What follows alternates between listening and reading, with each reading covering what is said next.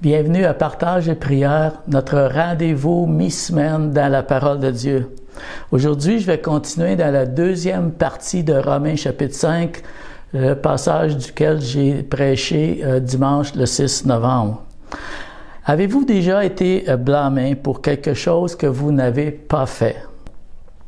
Romains chapitre 5, 12. C'est pourquoi, de même que par un seul homme, le péché est entré dans le monde. Et par le péché, la mort. La mort a atteint tous les hommes parce que tous ont péché. Lorsqu'on arrive à un passage comme ça, on peut voir vraiment l'impression d'être accusé injustement dans les faux pas que Adam a commis dans le jardin. Personne n'aime être blâmé pour quelque chose qu'on n'a jamais commis. Mais ce texte-là va nous aider à comprendre pourquoi, en fin de compte, nous sommes coupables aussi à côté d'Adam et comment la grâce de Dieu est magnifique ce soir. Pour mieux comprendre, il faut porter attention à certaines expressions de comparaison que Paul, dans son unique langage, utilise. De même que par un seul homme, le péché est entré, il y aura une conséquence. Ainsi, la mort a atteint tous les hommes. En bref, cette section est une comparaison et un contraste, en fin de compte, parce que c'est une comparaison pour montrer aussi les différences contrastantes entre Adam et Christ. Ce passage fait référence à ce qu'on appelle la doctrine du péché originel. Le point est clair que les effets du péché d'Adam sont transmis à ses descendants. Il y a deux faits incontestables dans ce passage-là. L'universalité du péché, puis l'universalité de la mort. Quand vous passez près d'un cimetière, chaque tombe est une preuve muette de la propagation et du règne de la mort et du péché depuis l'époque d'Adam. Le péché, il y en a qui ne peuvent pas accepter l'idée du péché. Ils n'aiment pas le mot péché. Mais peu importe où on regarde dans la race humaine, c'est évident qu'il y a quelque chose qui ne va pas dans la race humaine. Et cela est mondial. Moi, je suis allé en Asie du Sud-Est, je suis allé à plusieurs endroits, et le péché est universel. Il est partout. Il y a des ressemblances. La seule chose qui nous distingue, des fois, ce sont les façons de nous habiller. Parce qu'en fin de compte, dans le cœur humain, c'est pareil. Souvent, quand je faisais des longs voyages de train en Chine, parfois j'étais seul, les gens me demandaient de quel pays j'étais. Je suis du Canada. Je disais, oh, Canada, good, good. Je disais, non, Canada, same as your country. C'est le même que ton pays. On a tous les mêmes désirs pour nos enfants. On a des désirs de paix, on a des désirs de sécurité. On lutte avec les mêmes problèmes dans toute la nature humaine. Et ça, c'est tellement vrai. On appelle ça le péché originel. Et ça qui est frappant et remarquable, c'est que on retrouve ça au début de la vie humaine. Un enfant vient de naître et déjà, on voit que c'est présent dans sa vie. Mais même la mort se retrouve dès la naissance parce que à la fin, on va tous mourir. On est, mais on va naître pour mourir. C'est l'histoire de notre race. Je voudrais dire un petit mot sur la race aussi, en passant. Parce que souvent, on parle de ségrégation raciale, de différence. Mais en fin de compte, quand on regarde le texte de Romains chapitre 5, il y a une race. Il y a la race qui est issue de Adam. Et que cette race-là peut être transformée par l'autre homme, Jésus-Christ. Donc, il y a une race, en fin de compte. Comment le péché et la mort ont-ils pris contrôle de notre race? Par un seul homme. C'est la clé de la section. D'abord, on voudrait noter le mot « un » qui revient 11 fois dans ce court texte ici. Et ça, c'est pour nous montrer notre identification. Une identification avec un homme ou avec l'autre homme.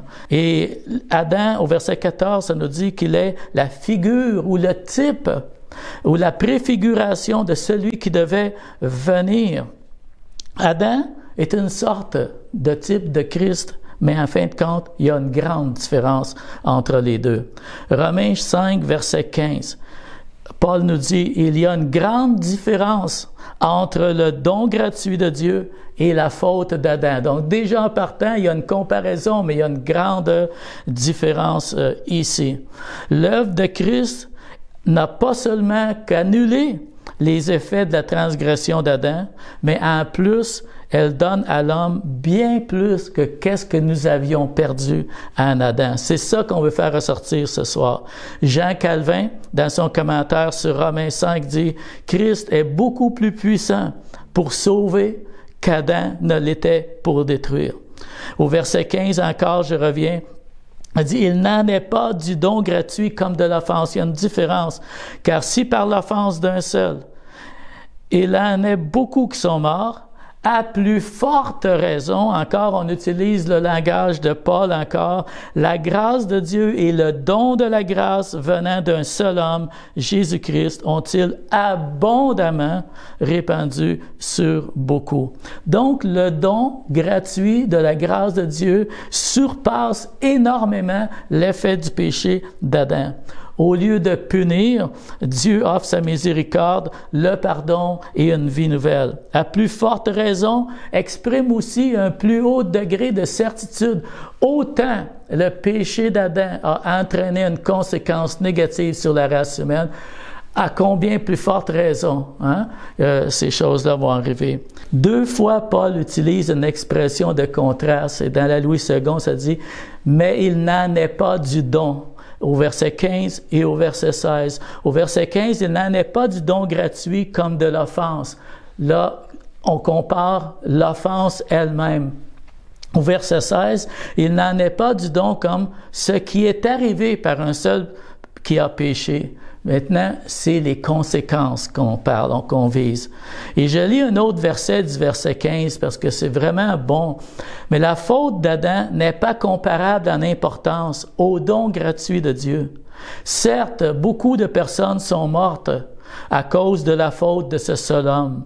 Mais la grâce de Dieu est bien plus grande et son don bien plus important.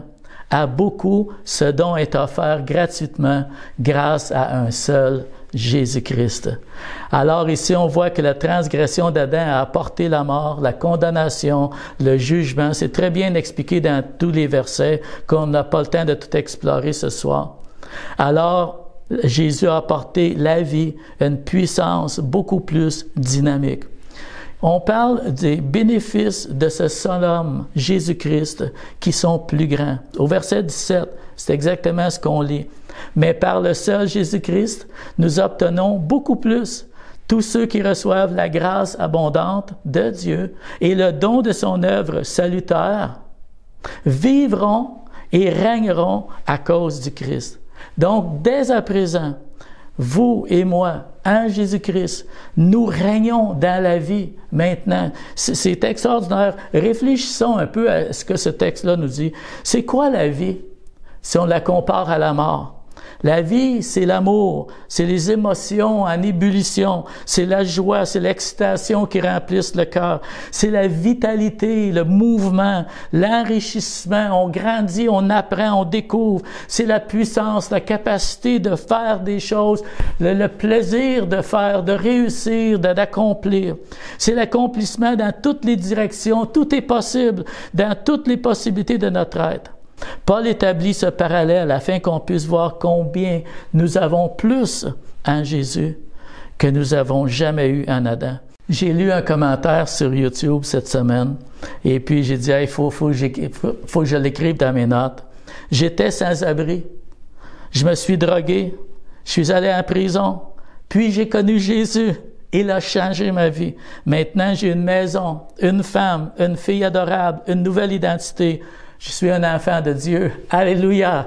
Amen. C'est exactement ça qu'on lit dans Romains 5, ce qui est arrivé, la comparaison, le contraste entre le premier homme, ce qu'il a fait, la condamnation, le jugement, le péché, la mort et toutes ces choses négatives. Et combien plus, à plus forte raison, Jésus-Christ nous a-t-il accordé quelque chose de nettement supérieur, vraiment merveilleux.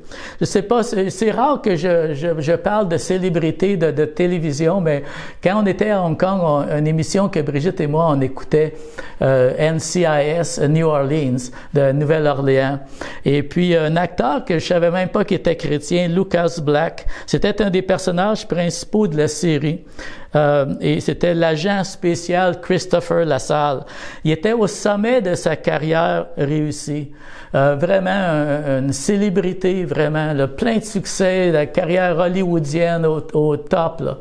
Et puis, finalement, mais c'était un chrétien. Et puis, à ce moment où il est au max de sa carrière, il a joué de nombreux films, même dont le populaire Fast and Furious. C'est vraiment un acteur accompli.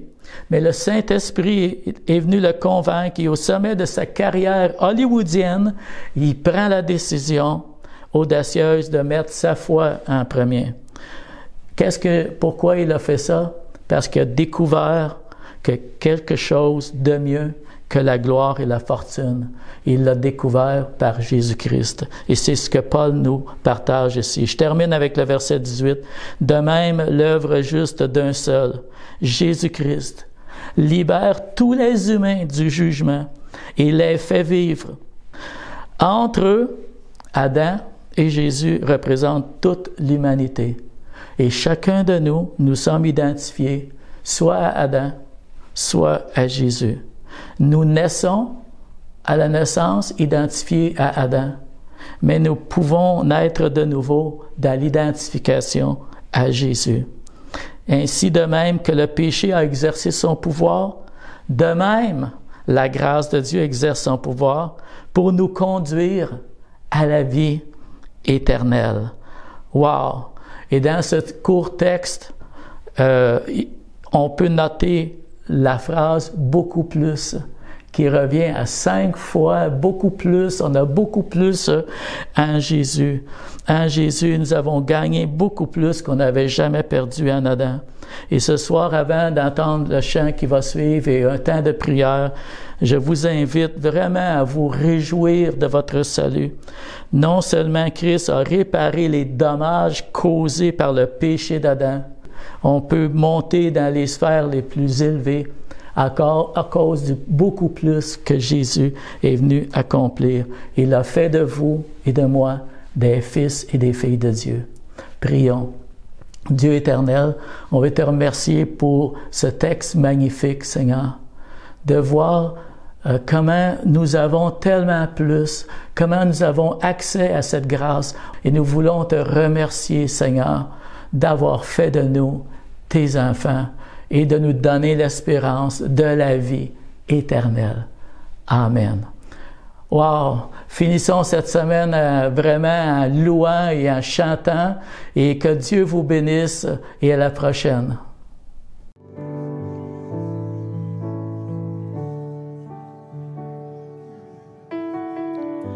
L'immensité de ta grandeur me montre que je ne suis rien. Mais quand tu façonnais la terre, j'étais déjà près de ton cœur. Tu m'aimais avant que je sois. Et pour moi tu as tout donné. Toi seul pouvais me libérer. C'est pourquoi je veux t'adorer. Toi seul es digne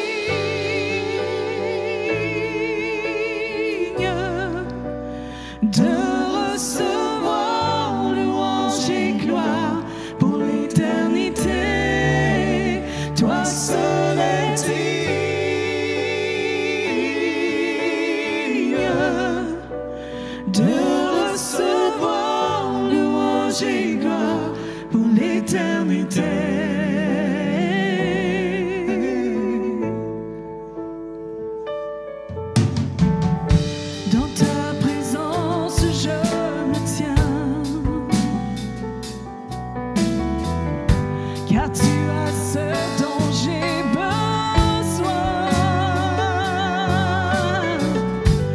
joie.